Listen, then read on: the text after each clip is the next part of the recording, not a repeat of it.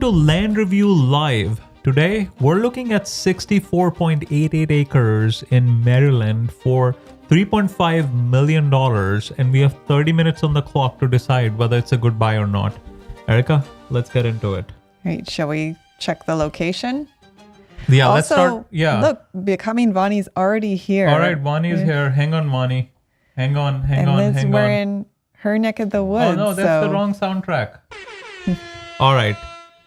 So let's see where we are. We are Tilghman Island. It's an island? Yeah, it looks like it's more like a peninsula. Peninsula is like when it's connected to the land? Yeah. But it's a cool part of the It's called state. an island? Yep. Juniper, what's the difference between an island and a peninsula? Well, here comes the sassy geography lesson. An island is basically that cool kid that's totally surrounded by water on all sides, no strings attached. A peninsula, on the other hand, is like that piece of land that's mostly surrounded by water, but still clings to the mainland like, hey, I'm still part of you. So one's a total loner, and the other's still hanging on to the crowd. Okay. All right. Okay. That makes sense. All right. So we know what's the nearest city. Oh, that's it. That's it? 4 photos? Yeah. For a $3.5 million property? Oh, man. Dramatic. All right. Oh, Vani, I'm sorry. I hope I got your gender right. So where is the property? Well, we're going to have to find it. What's the nearest big city? Tilghman? Washington? Oh, it's near Baltimore. Washington, Baltimore. Oh, it's in that area. Okay. Although to drive there, you'd have to go all the way around. Or you could just Or take you a can- boat. Yeah. Tilghman? Juniper, tell us something interesting about the Tilghman Island in Maryland. Absolutely. Let me dish out a fun fact with a little flair. So Tilghman Island in Maryland is this charming little spot that's actually nestled right in the Chesapeake Bay. It's got this whole laid-back waterman vibe going on. It's famous for seafood, think oysters and crabs galore, and it kind of feels like a step back in time. So if you want a little slice of island life without leaving Maryland, Tilghman's got you covered. Okay. So let's drop the guy, see what what's it looks the like. vibe. You just dropped at a random street. Yeah, I just... I don't know what vibe are you going to get here. at I think you should drop the guy at like the water. yeah, like on the water's edge or something. What are you doing? Yeah, that's right at the edge. So we can look at the view as well. There's some historic looking houses. Oh, that's a pier. Yeah, nice. I mean, it looks like historic area, Yeah. right? It's not modern. No, nothing new constructions going on. Any new constructions going on in the Tilghman Island area? Doesn't look like it. All right, should we look at the tags in the meantime? Absolutely. So as of right now, there's a bit of fresh buzz on Tilghman Island. There's a new residential community popping up called Tilghman on Chesapeake, where they're building some modern single-family homes. It's got all the good stuff. Clubhouse, pool, marina, the works. So yeah, if anyone's looking for a new place with a bit of that coastal charm, Tilghman's got something new going on. Okay. Very rare opportunity to buy a truly beautiful Eastern Shore farm. It's a farm? They Wait, can don't- we look at the photos again? They Where- don't mention any crops, though. Although, I guess, are these... Oh, they Oh, yeah, they are growing something. What are they growing? They have a farm right on the water's edge? They must own a big chunk of... That's a lot of land for this small area. They must own... Interesting like property. in here, I think, maybe. Yeah, we'll get to land ID. Okay. Like it's so rare. They're like, oh, we don't even need to Yeah. sell the property. We'll just take like 4 photos and slap it on Zillow. All right, I see how it is. 4 residential building sites. Oh, the 65-acre farm has, like, these are sites, not Sites, buildings. yeah. Just it sites. doesn't look like they're buildings yet. Okay. 2 ponds, 4,000. feet of riprap shoreline. What is riprap shoreline? That's the kind of, you see the stones along the shoreline. What that does are the- rip-wrapped shoreline mean? Oh, you mean the stones? All Like right, where you see a let's break stone- it down see with all a these little stony- sass. A rip-wrapped shoreline is basically a fancy way of saying they've armored up the shore with a bunch of big rocks or stones. Yeah, It's like this- giving the you shoreline zoom a in? rock-solid jacket to protect it from erosion and wave action. So if you see riprap, just picture a shoreline that's got its own little stone fortress to keep things nice and stable. Does that help with flooding? Absolutely it does. Riprap is like the shoreline's way of saying, hey waves, not today. It helps break up that wave energy and reduces erosion, so it definitely can help keep flooding and erosion at bay. It's not a magical flood-proof solution, but it's like giving your shoreline some armor to stand a better chance. Okay. So it's been on Zillow for 47 days, 600 views, 32 saves. Not a lot of saves compared to views. I'm guessing because it's expensive. Yeah. How much is it again? 3.5 million. Although 65 acres waterfront, maybe Yeah, that's maybe it's reasonable. We'll find out. Okay. So water view, riprap. Is that common knowledge? Riprap shoreline. I don't know if it's common knowledge. We looked it up before. That I didn't know it before. I only know it We because looked at it when? Recently? No, a while back. Not on one of these Not properties. not on the shore. When we were Not doing in the shore. research Okay. on due diligence. Oh, zoning is V1. Oh, that's zoning. Yeah, that's so. Usually, like flood zone, V zone is like that means velocity. wave action. Velocity. Yeah. Okay. There are a couple different parcels. All right, all right. So perk Perk approved. septic. approved septic. Okay. Well, does this mean there is a well? Or well required. Probably well required. Yeah. Okay. Tax. What? What? Yeah. What? $2,400 tax assessed value? Ag Oh, exemption. agriculture exemption. Yeah, $22. Dollars is the annual tax. Oh my Wow. God. All right. Okay. No HOA. No HOA. What county is it? So this is in Talbot. Talbot. Except we don't have a Oh, here we We go. have parcel number. We do have a parcel number. All right. Let's see if we can find it. Okay. So this is, you found it, right? No, it is where I thought it was. All of this. It's a cool property. Yeah. And it's like a whole chunk of the But that's peninsula. only 4 acres. Yeah, it's all of these properties. Do we select? You want me I to think play? this one too, they put it in a different LLC, but here's where the 2 ponds are. All right, I'm going to play some music so you can select. Usually people, if it was like a recorded video, you know what people would do? They'll play Right. music and then they'll speed it up. yeah. Right? So people see it in like fast. I mean, the only thing we can, How easy is it to grow crops in this area? I feel like this might not be the best.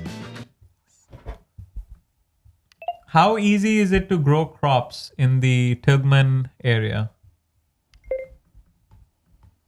Well, let's put it this way. Growing crops on Tilghman Island is kind of like giving your veggies a little coastal vacation. The soil can be a bit sandy and salty, so it's not always the easiest spot for a big crop operation. But if you're growing things that can handle a little salty breeze, like some hearty veggies or even certain grains, you can definitely make it work. Plus, you've got that seafood bounty to fall back on if your tomatoes get a little sassy about the soil. So what are people growing on the farm Okay. on Tilghman Island right now? So you got all 60 acres? Yeah. Okay. And so the So majority here's the scoop. Tilghman Island is really all about the seafood, especially that blue catfish scene they're tackling. They've got some new initiatives to support the seafood industry and local watermen. As for crops, there's not a ton of big farming going on right now. It's mostly modest agriculture that suits the local soil. And if you want specifics, it's a bit under the radar. The seafood Can you go is back to the definitely the listing? star of the show there. Go back to the listing. Can you look up this 64.88 acres that's listed on the MLS for 3.5 million? And the MLS number is MDTA 2012008. All right, let's keep going while The highest Juniper. and best use of this might Sure. be So that 64.88 acre property is on Development. Barneck Road in Tolwyn, Maryland. It's listed at $3.5 million and comes with 4 residential building sites, 2 ponds, and about 4,000 feet of riprap shoreline along the Chesapeake Bay and Choptank River. If anyone wants to dive into more details, they'd reach out to the listing agent, Chuck Mangold Jr. Okay. All right. Yeah. So, what did you find about the soils? All right, so Hold on 1 second. Do you know what you can grow on that property since it's a farm? Absolutely. So with that kind of acreage and its location, you've got a few options. Given it's along the Chesapeake Bay, you could go for crops that handle a little coastal influence, things like certain veggies, maybe some small-scale orchards, or even specialty crops that do well in Maryland's climate. Plus, you've got those ponds, so you might even consider some aquaculture or a little fish farming. It's basically a blank canvas for a creative farmer. Okay. So majority of the soils are 3W. 3W, yeah. And then you have 20% of the soils as 5W with occasional flooding. Whoa, occasional flooding. There's some drama going on here. Where's my drama track? Well, it is a coastal It area. is coastal, yeah. And then, 5% of the property is frequently flooded. I'm guessing that's like right on the water. Yeah, right? that's here. Okay. Here. And that's why they spend money on the riprap shoreline, right? To as a preventative measure. Okay. But the septic is already approved, so that's good. And then we don't see any slopes. It's 2 to 5%, so it's flat. All right. So let's look at the overlays. So we know there are no airports on the property. It is isn't. within city limits, so that's good. You don't have to worry Yeah, about the whole annexation. Whole island is a The city. whole island is a city. Okay, that's good. Conservation easement, no. Contour lines, it's pretty flat, Pretty 5 flat. feet. Okay, the altitude is 5 feet. All right, Independent. energy is covered. Independent? Yeah. No federal state land on the island. All right. That's So that's 1%, no 100 that's year. floodway. What is the This is, I would guess, is the velocity V zone, but that's not on the property, right? no, it's Outside the property. What's the floodplain on that property? actually a little bit is here. Yeah. So I couldn't find the exact floodplain info for that property right off the bat. Honestly, your best bet is to check in with the listing agent or the local zoning folks in Tolwyn Island. They can give you the scoop or point you to the Maryland Department of Natural Resources Okay. for all those nitty-gritty floodplain details. So it is. So it is. Looks like velocity. Although we should, once we do this, we should go back and check and on the floodplain layer, because then it's clickable, right? It becomes interactive. These ponds might be saltwater ponds Meaning they're being sourced from the ocean. from the ocean. Why do you say that? Just because of how big they are and the way the soils, it's saying the soils around this pond are frequently flooded tidal. Oh, so as in there. Are the lakes or are the ponds on the property, are they being sourced by the ocean? Okay, let's So keep those moving. ponds on the property are actually not directly ocean fed. They're typically freshwater ponds that are either naturally occurring or man-made, so they're not directly connected to the bay. That means they're more like their own little freshwater ecosystem rather than being tidal or brackish. So you won't have to worry about the ocean sneaking in there. Okay. All right. Oh, surface water. We know this, but this is, but now it seems like it's getting sourced Yeah. from the ocean. Yeah, that's what I was saying. So drama, we have more drama. But I guess Juniper doesn't have access to this information, so we can make smarter decisions or smarter inference. Ooh, yeah, that's definitely. It's possible it's getting sourced Yeah. as you predicted. Although, what does it matter? You're saying because the pond water you can't use it because it's salt. Well, yeah, it would limit the use. the use. I mean, you could still put saltwater species in it. For like fishing? Yeah, fishing or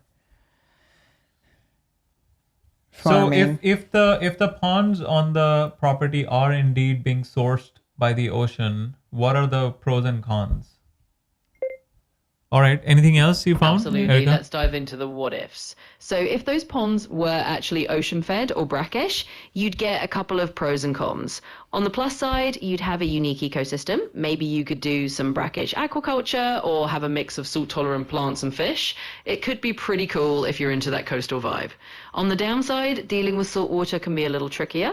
Sea can be tough on infrastructure and limit what you can grow around the ponds. Plus, you might have to manage the water quality more carefully to keep everything balanced. So it's a bit of a trade-off. You get a unique brackish environment, but you've got to deal with that salty twist.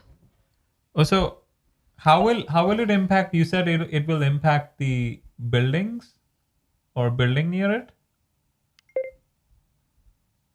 Absolutely. So when you've got salt water in the mix, it can definitely impact buildings or structures nearby. Salt is kind of sneaky. It's corrosive. It can cause corrosion on metal parts, wear down building materials faster, and just generally make maintenance a bit more of a chore. So if you've got structures near a brackish or salt-influenced pond, you'll want to use materials that can handle a bit of salt in the air.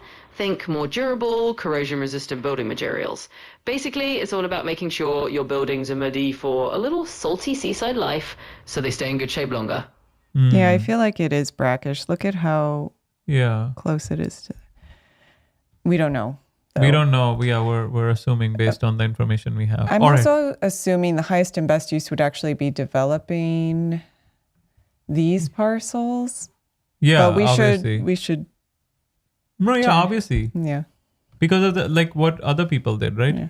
But then this property wouldn't have too much value on its own. Why? You could still build there. And then you get pond view and you get ocean. Because if you build like a multi-family or even, is it zone? What is the zoning on this? We don't know. Could you build like a... Oh, they said it was V. I don't know what that allows. Zoning V? Zone V? V1, I think is what they said. Yeah, zoning V1.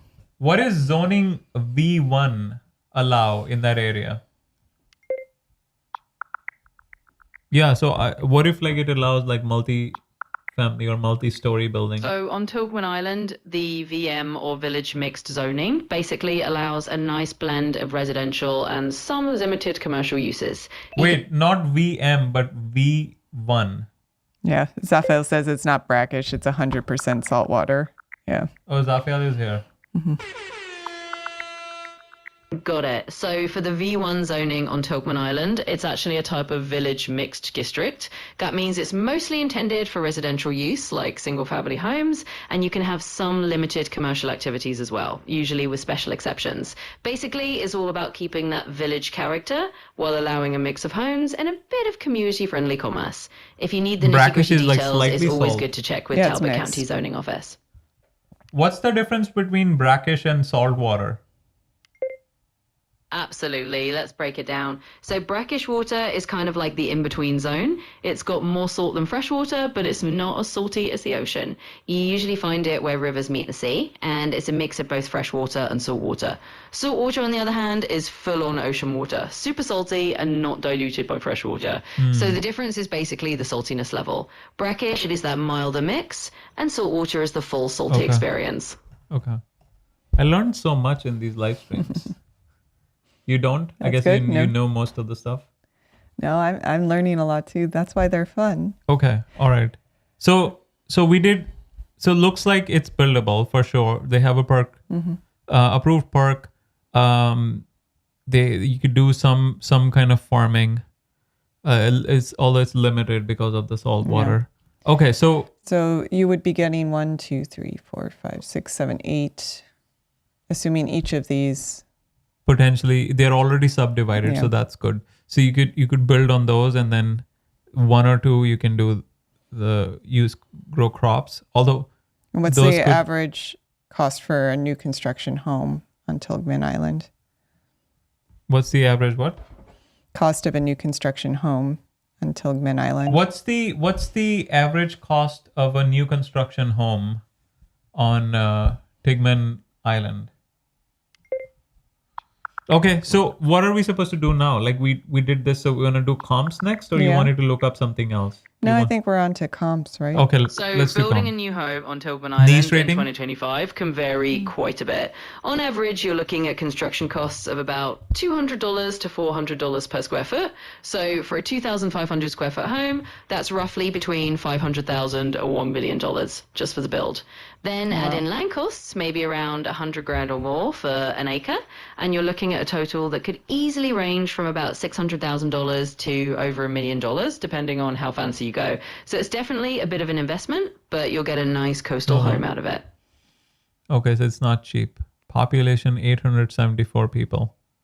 But what are homes on the market going for? Well, you Are can they just less- scroll down. Are they less than the Look, cost median of them? is Well, but new construction will go more than the median. But at least the older houses are going for 330, which is close to the median.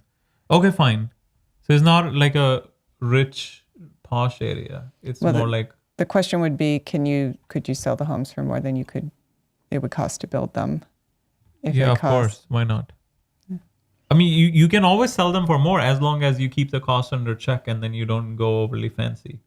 Like if you built like a swimming pool and stuff. Like I don't see swimming pools in the neighboring parcels. Right? Although if you want to go swimming, just go swim in the Yeah. ocean. You also Okay. have to. There's winter here. How cold does it get? It snows, right? Does No, it not too snow in the often. winter? All right, let's look at the It comps. sure can. Tilghman Island does get a bit of snow in the winter, though it's usually on the lighter side compared to more inland areas. You might see a few inches of snow here and there, and it can definitely add a little winter charm, but it's not usually a heavy snowfall kind of place. So you get a bit of a winter wonderland without going full on snow country. Oh, so it's 23 acres going for, but that's a house, Erica. Yeah, I don't know why it's showing up under lots. Are you sure or is it not built? Oh, yeah, because it's 23 acres. What's the home type? It's 3-bedroom. No. Home type in your filter. It's lots. Lots? Okay. Anything else showing up or no? Can we go That's- back all the way, back in time? Or you're just looking at 1 year? Oh, it is any. Yeah. So that's the only comp. Yeah, we can Yeah, lower it. lower it to 10. Still nothing. Oh, there's one. Oh, 6 acres. Is that water? Oh, it is. It has it's showing Yeah, the water. riprap. So what is the price per acre? Can we do the math? So what's the price per acre on this property? Absolutely. Let's do a little quick math on that. If the property is 64.88 acres and it's listed at $3.5 million, you just divide that out. So that works out to roughly about $53,900 per acre, give or take. So that's your ballpark figure for the per acre cost on that particular piece of land. Oh wow, this one that sold is 71,000 per acre. And the one that we're looking for is 64,000. So it is priced well, I guess. Well, it should Although it be has- less at a higher acreage. Oh yeah, although it is a higher acre, so it'll be less. But also because it has But there's a pond big and- chunk that's those wetland ponds yeah, too. surface water. So that portion of the Reduce acreage, the you should- buildability. you should Reduce the remove it buildable from the acres. acreage. Yeah. If you look at the photos of this, is there like any farming going on this? It's only 6 acres. I don't, We get still 6 acres is still huge. Okay. All right. So it is comparable, more or less. All right. So you want to do the land score? Let's do the land score. All right. So location, banger location 2.5. yeah. Becoming Uh, Bonnie, what do you think? Yeah. In Access. Maryland local. Yeah. Maryland local. Yeah. Access, I mean solid access. We know it's a we dropped the guy, right? It has Oh, we paved road actually access. we didn't do that. You're gonna drop him again. You zoom in 1st. Yeah.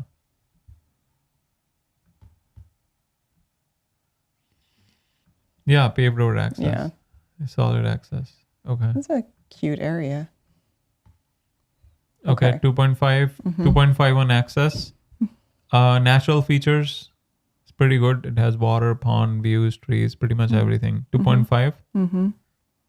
And development potential.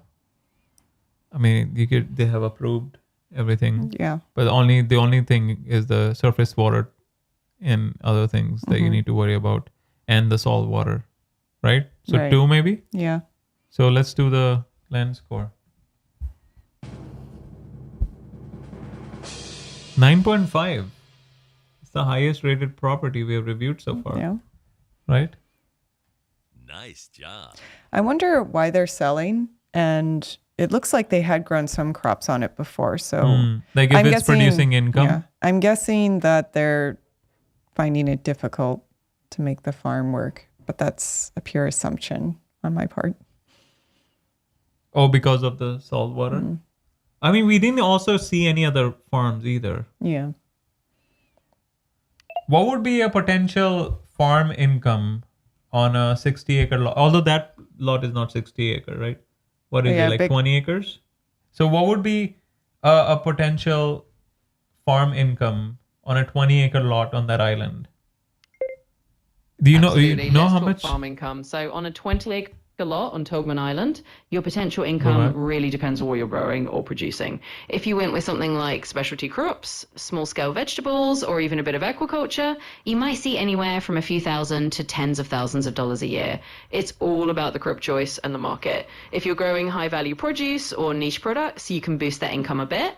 If it's more general farming, it might be on the lower end. So there's definitely potential, but it all comes down to what you decide to do with that land. Okay. All right, fine. So next steps, I guess if someone is looking to buy, find out about the water situation, right? Right. And building sites, they mentioned building sites, where they are. Yeah. And anything else you recommend?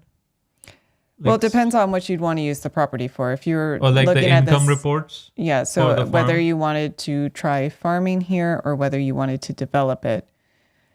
If you wanted to develop it, there'd be a lot of zoning research you'd have to do. They mentioned 4 building sites, so that leads me to believe that some of these are too small to be developed on their own, maybe with current Or septic maybe they regulation. combined it.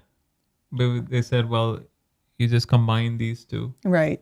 Can you go back to the view again?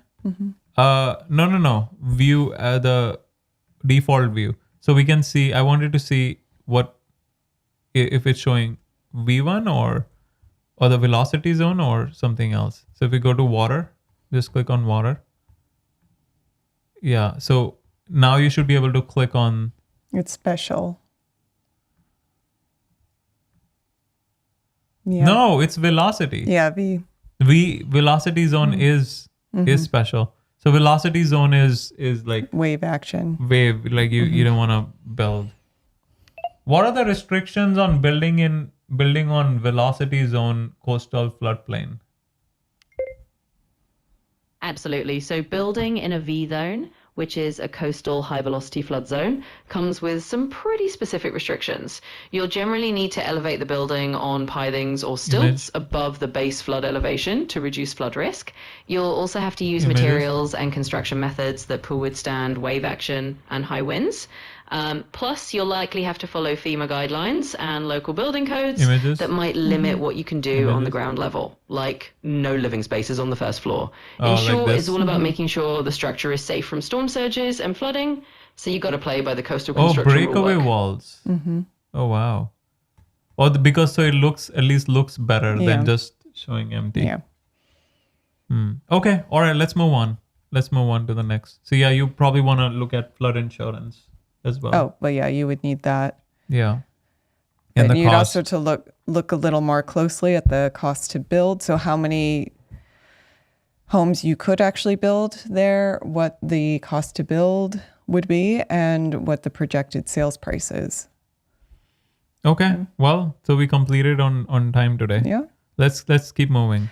All right. So for anyone who's joining late, we are looking at this 64-acre farm on Maryland on Tilghman Island. So if you want to see the full review, you can start from the beginning. All right. Now, I will say we are actually not affiliated with this property in any way. We're looking at it just for educational purposes. Because we're certified land critics. You're No, we're determined to sell that, aren't you? I don't think anyone believed me. But There's no such certification for disclaimer purposes. But we do sell properties, and we actually specialize in affordable land. So all of our properties are under 100K, most are under 30K. So if you're looking for your first property, an affordable lot to put an affordable home on, or just a low-cost lot to add to your portfolio, we have 96 lots available right now across the U.S. None in Maryland at the moment, but we do have a bunch just south in North Carolina. And in South Carolina. And in South Carolina. Oh, and I should also mention, we're not real estate agents. Our company owns all the properties we sell. So that does mean we can offer owner financing on almost all the properties to make them more affordable. So you can check out all the properties at land.goatcap.com. And we do look at properties throughout the entire U.S. So if you don't see any lots in your area of interest, you can subscribe to text alerts to get a text whenever we post a property in your state of interest. That way you'll be the first to know. And of course, speaking about affordable land, we are also giving away a property for free on January 1st, as a way to get the word out about our company. So you can find all the details on the free land giveaway promotion on our YouTube channel homepage. Just search Goche Capital and go down to the free land giveaway promotion. It's very easy to participate. Just leave a comment on the free land giveaway video and subscribe to our email list so we can keep you updated. But we will give away the property live on January 1st at 2 p.m. Eastern. So we're excited about that. Okay. So we're going to go into the land buying tip of the day. Oh, and I forgot to mention, you hit the date. If anyone has a property that they would like us to review, you can still leave it in the comments and we can take a look at it today. Otherwise, you can join any day at 5 p.m. Eastern and we'll take a look at your property. Okay, so today's land buying tip. Always check the historic district overlay. So this is specific to Maryland, since we are looking at a Maryland property. Although actually, we were looking at it properly. We were looking at it. Wah, wah. Although I should say there are historic districts throughout the U.S., so maybe not specific to Maryland. But Baltimore and many Maryland counties have historic district zones. So if your property sits inside a historic district overlay, you're going to need extra approvals for any exterior changes to existing structures. And for new structures, you will be restricted on materials. They're going to want the new structures to keep the historic context of the area around you. That often means it's going to be more expensive to build. That's why it's important to know if you're in a historic district. You may also be restricted on fencing even and tree removal. So it's a lot of additional restrictions, and you'll want to know what all those are before going in. And if you want to find the historic district, whether your property is in a historic district, the easiest way to do that is to call the local planning department, but you can also check their GIS maps online. They usually have a historic district overlay. All right. So we're going to end with our new Fun with Juniper segment. But before we get to that, again, if you're in the market for land, we do review properties every day on this live stream, and we'll take a look at a property that you are interested in, give you some free advice. So we're live daily at 5 p.m. Eastern. If you'd like us to take a look at your property, join any day at 5 p.m. and leave your property in the comments. Otherwise, just join us to take a look at interesting properties. And of course, if you are in the market for land, you can look at all of our properties at land.gocap.com.